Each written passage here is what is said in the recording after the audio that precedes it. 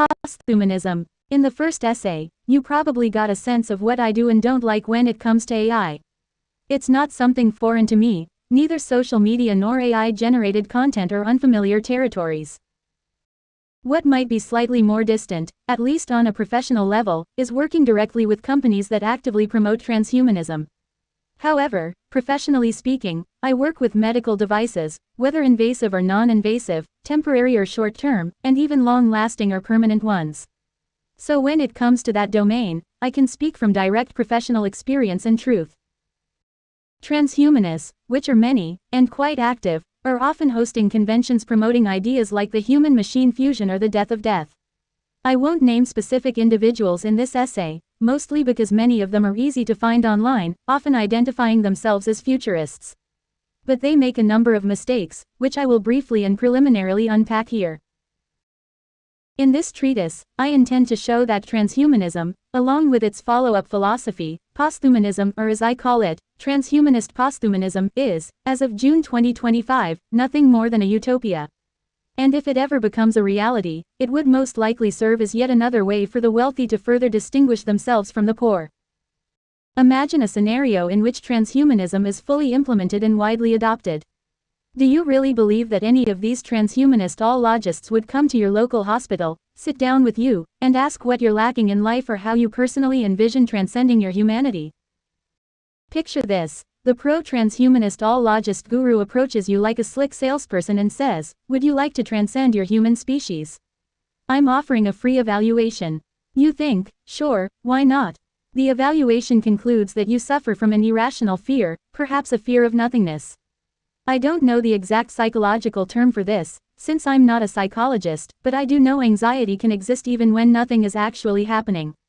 I'm not going to throw in a flashy term here just to sound clever, because I have no interest in becoming the all-logist of anti-transhumanism either. Let's say this hypothetical condition affects our test subject, and the philanthropic, pro-transhumanist all-logist entrepreneur offers to cure it with a short treatment, be it pharmacological, surgical, or biotechnological, perhaps using implants or some other kind of device. And just like that, after accepting the offer, you're subjected to a treatment that helps you overcome your anxiety toward nothingness. Again, I don't know the exact clinical term, maybe check with Jung and you'll find it. There are several points of perspective to consider here, and more importantly, some logical issues regarding the example I just gave.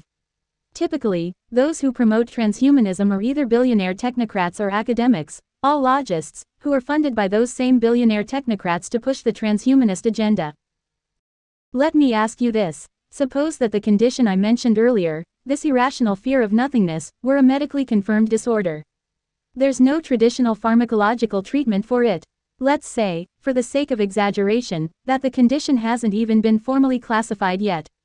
Now, in that scenario, how realistic is it to imagine that some transhumanist operator would come to you offering help? And I'm not talking about therapy in the traditional sense, because, clearly, therapy isn't transhumanist unless it contributes to the enhancement of a significant portion of the human species. So again, I ask, how realistic is this idea? When you're sick, let me bring this back to Ecuador. Do you think any of these billionaires, multimillionaires, or even a local landowner or bourgeois type is going to worry about you? Is he going to show up at your door and ask what he can do to make you feel better? As of June 2025, in Ecuador, there is a shortage of medicines and medical supplies in public hospitals, a shortage largely concealed by the mainstream media. Now imagine a future where transhumanism has become a consolidated reality. Let's be honest. Do you really think that anyone, regardless of their economic status, will be able to help you overcome even a minor illness, let alone something as abstract as a fear of nothingness? And even if, hypothetically, a philanthropic pro-transhumanist figure approached you with genuinely good intentions, would you, as a person, really accept help from a stranger? Especially someone who is a stranger not just in name, but in attitude and behavior. That's why, in such a scenario, the ideal person to perform this role would have to be a well-known, widely liked public figure. Someone like Mr. Beast, for example, or someone with a similar profile. Because even if I had the best of intentions as a pro-transhumanist guru in this fictional future, it's only logical that, if you don't know me, you wouldn't trust me. This highlights something crucial, the media factor. Whoever promotes transhumanism must be someone altruistic, philanthropic, well-known, and above all, someone who inspires trust. Now, taking a more academic approach, do you, dear reader, have any idea what it would take for transhumanism to become a viable part of public healthcare? First, we'd need to identify a condition that would require a transhumanist intervention, without confusing it with traditional therapeutic treatments. Take, for example, this fear of nothingness I mentioned earlier. Couldn't we just call it stress? Why not? It's a widely accepted term, and to my knowledge, there's no definitive medication that cures stress. So, in this imagined scenario of mine, stress is already classified as a disease. There are hormones, enzymes, and other biological responses that the body produces under stress, and now transhumanism claims it can eliminate that. But do you realize how many studies, trials, and validations would be required before a transhumanist cure for stress, an actual cure, could be offered as a sellable health product? There would need to be a serious academic study showing that stress can, in some way, be eliminated, because perhaps a treatment that changes our perception of stress might fall under the category of therapeutics. And while transhumanism could include a therapeutic phase, it wouldn't really be transhumanism if my only goal were to alleviate or mask symptoms of a disease. A tranquilizer or an anxiolytic might dull or obscure the anxiety caused by stress, or this anxiety of nothingness, but it wouldn't eliminate it completely. Now, all the arguments for and against what I'm saying would probably take around 20 years just to determine how human beings might transcend stress, and how we would distinguish a therapeutic approach from a true transhumanist opportunity. In my example, let's say the year is 2045, and stress has been officially identified as an obstacle to human transcendence. In that case, my method for overcoming stress would need to be tracked through either a pharmacological pathway or a hybrid pharmacological biotechnological one. Imagine an invasive implant, small, biocompatible, requiring no replacements. Just the design, development, and regulatory approval for such a device would easily take another 20 years. By that time, let's say the year 2065, I, the author of this book, would be around 80 years old. Realistically, I wouldn't belong to a demographic that would be considered attractive for improvements like eliminating stress. Some might say, well, at 80, you've probably been retired for about 15 years, assuming Ecuador's retirement age remains at 65, and of course, assuming I've made the minimum contributions to the Ecuadorian social security system, the IESS. So, let's suppose that's the case. I'm retired, I'm 80 years old, and I happen to be interested in this new method of eliminating stress or anxiety from nothingness through transhumanist means. I decide to acquire the device. Fast forward to 2075, I'm 90 years old, I die peacefully. Now here's the real question. In this scenario, I decided, at age 80 in the year 2065, to purchase this invasive transhumanist device that supposedly eliminates stress.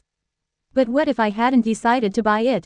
Would one of these elite, Ivy League educated, pro-transhumanist gurus, some of them billionaires, others technocrats, have offered me the treatment, either directly or through a company or foundation? This is comparable to plastic surgery. If I want it and I can afford it, I'll get it. But sometimes the surgery isn't necessary. I could be overweight, have a big nose, etc., but I can just choose to live with it. There's no requirement to fix or enhance anything. It's subjective. Similarly, in my example, assuming this device truly eliminates my stress and it works, there would still need to be post-marketing studies or technovigilance protocols. Why not?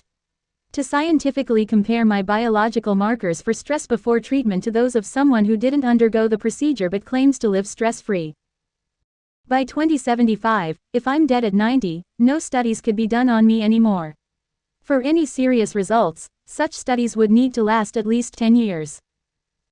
So, by 2085, assuming a proper scientific study was conducted, with lab tests, medical evaluations EKGs, EEGs, etc., then we might be able to conclude that the person who received the stress-eliminating transhumanist treatment maintained fully controlled biological stress parameters compared to the control human who never received the treatment but still claimed to live a peaceful, stress-free life. So I ask you, reader, do you really believe what the All-Logists, many of whom hold degrees in fields like physics, aerodynamics, or space sciences, are promising? That by 2045 or around that time, as predicted by transhumanist Ray Kurzweil, humans will achieve immortality. Could it be that, in their imaginary, transhumanists believe they are writing a kind of Bible, with their own Adam, their Moses, and why not, their Jesus? Who would I be in their narrative? The adversary? The accuser? The nothingness? What follows is a series of dialogues, debates, expositions, and concepts that I have used at different moments to demystify transhumanism and post-humanist transhumanism, those ideologies that aim to transcend the human species and kill death itself. And let me clarify, in the examples I present, I do not even address the issue of social insecurity caused by crime and narco-trafficking. Let us assume, for instance, a scenario like Ecuador in the year 2025, one of the countries with the highest homicide rates in the world, where it seems bullets have even become the leading cause of infant death. Would living without stress in such an environment, assuming Ecuador hasn't changed by 2085, not be, in effect, like a drug, one that makes the population live in a fabricated reality? I hope you enjoy these pseudo-Platonic dialogues, and that at some point, through a written publication or a video, you'll share your thoughts with me. What do you think about the All-Logists? What do you think about parahumanism? To me, they are nothing more than foundations of an illusory narrative, one that ultimately seeks to divert people's attention away from matters that could genuinely foster their growth, both individually and collectively. An academic approach with a technical, biological, biotechnological, and philosophical focus is what I have named Philosophy of Biotechnological Sciences, by Eduardo de la Torre. Some